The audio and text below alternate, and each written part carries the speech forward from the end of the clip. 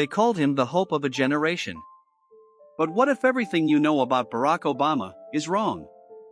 A hidden past, sealed records, strange deaths, and one question no one dares to ask: who is he really?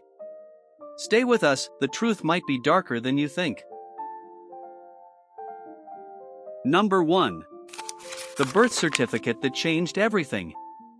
For years, critics claimed Barack Obama was born in Kenya, not Hawaii, making him ineligible for the presidency. Suspicion grew when his long-form birth certificate remained unreleased until 2011, under pressure from figures like Donald Trump. Even after publication, some, including Sheriff Joe Arpaio's cold case posse, alleged digital inconsistencies in the PDF suggested forgery.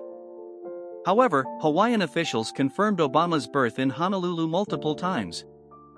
FactCheck.org examined the physical document and declared it authentic.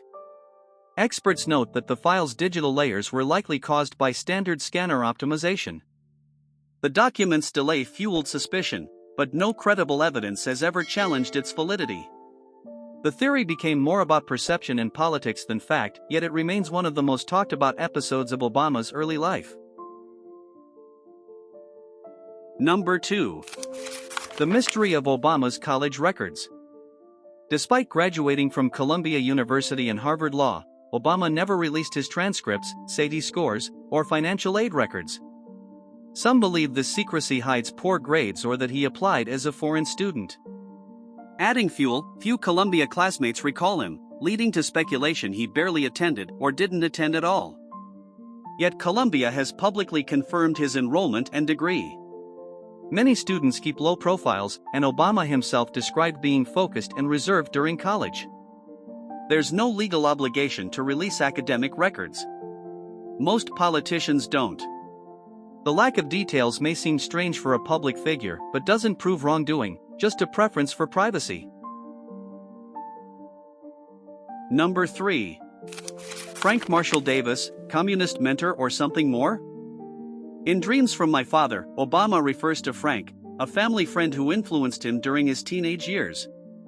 It was later revealed this was Frank Marshall Davis, a poet and journalist with ties to the Communist Party USA, and someone who had been monitored by the FBI for decades.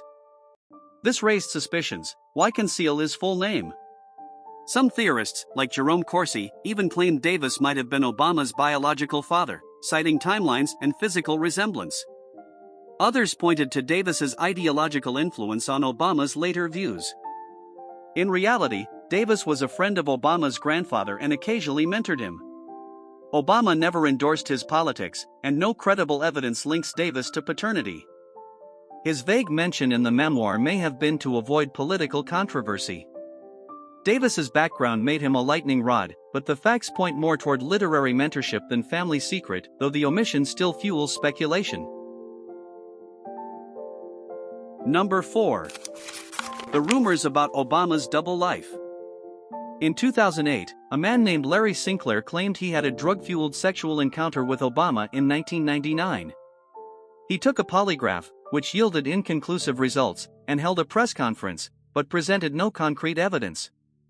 Most dismissed his story outright. Still, the theory gained attention due to a chilling coincidence. Between 2007 and 2008, 3 openly gay members of Obama's Chicago church, including choir director Donald Young, died under mysterious circumstances. Young, rumored to be close to Obama, was found shot weeks before the 2008 primaries. Authorities never linked the deaths to Obama, and Sinclair's background included a long criminal record. Major media and fact-checkers found no evidence to support the claims. Despite the lack of proof, the combination of rumors, unsolved deaths, and mainstream silence has kept the theory alive in fringe circles. Number 5. The sealed records and Executive Order 13489. One theory holds that Obama sealed all personal records and signed Executive Order 13489 in 2009 to keep them hidden.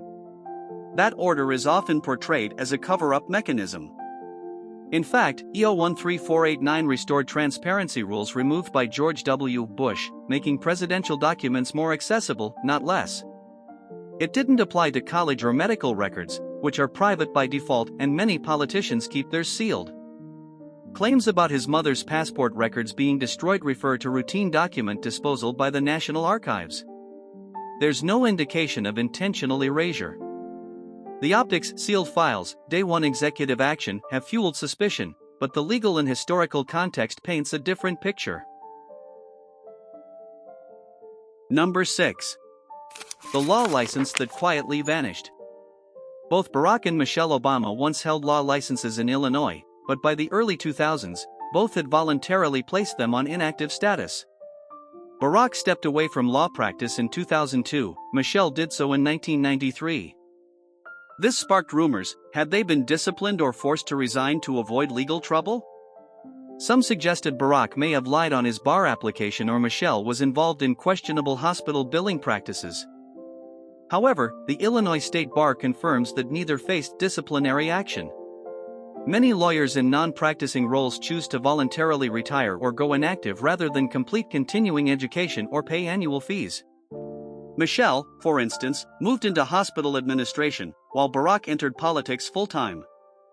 There's no evidence of misconduct. But the fact that both licenses were quietly relinquished and that Obama was never again listed as a practicing attorney keeps the door open to speculation. Number 7. The Pakistan trip that disappeared. In 1981, Obama traveled to Pakistan during college, something he rarely mentioned publicly until 2008. This omission led some to wonder if it was part of a CIA-related mission, especially since his mother had worked with USAID and the Ford Foundation. The idea gained traction due to Pakistan's political climate at the time and Obama's later silence. However, Americans were legally allowed to travel there in 1981, and Obama stayed with a friend's family in Karachi. There's no evidence of espionage or recruitment. Most likely, the trip wasn't detailed in his memoir because it didn't fit the book's personal themes. Still, for critics, the lack of documentation and late mention kept the story alive. Number 8. The Social Security Number Puzzle. Obama's Social Security number begins with 042, a prefix usually assigned to Connecticut residents, a state he never lived in. This led to speculation that Obama stole the number, perhaps from a deceased man named Jean Paul Ludwig, who had similar details and was buried in Connecticut. Researchers traced the number to various documents tied to Obama over decades. The fact that the number passed standard checks only deepened the mystery. Federal agencies, however, explained that SSNs were not always assigned strictly by geography, especially during periods of centralized processing. A person living in Hawaii could receive a Connecticut prefix if their paperwork was handled elsewhere. There's no official record showing fraud. Still, the mismatch has become a favorite topic among those questioning Obama's past, despite no action ever being taken by the Social Security Administration. Number 9. The Groomed Candidate? Obama's rapid rise from Illinois state senator to president in just 4 years surprised even veteran politicians. Some believe this was no accident, that he was handpicked and promoted by elite interests in Wall Street, Silicon Valley, and NGOs like Open Society Foundations. His early endorsements, large donations, and slick media image led critics like Glenn Beck and Dinesh D'Souza to argue that Obama was a managed product, cultivated for global influence. Even his memoirs, they suggest, were ghostwritten possibly with help from Bill Ayers, a former Weather Underground figure. Yet, Obama also built a massive grassroots campaign, especially among younger voters and minorities. His online fundraising in 2008 broke records, with millions of small-dollar donations. He clearly benefited from establishment backing, but so did many others. Whether his rise was organic, strategic, or both remains a question of perspective. Number 10. Why so many people around Obama are silent? Over the years, critics have noticed that many people from Obama's past, classmates, neighbors, friends, have rarely spoken publicly. Some attribute this to fear, loyalty, or pressure. Others point to several deaths among those once close to him, particularly in Chicago.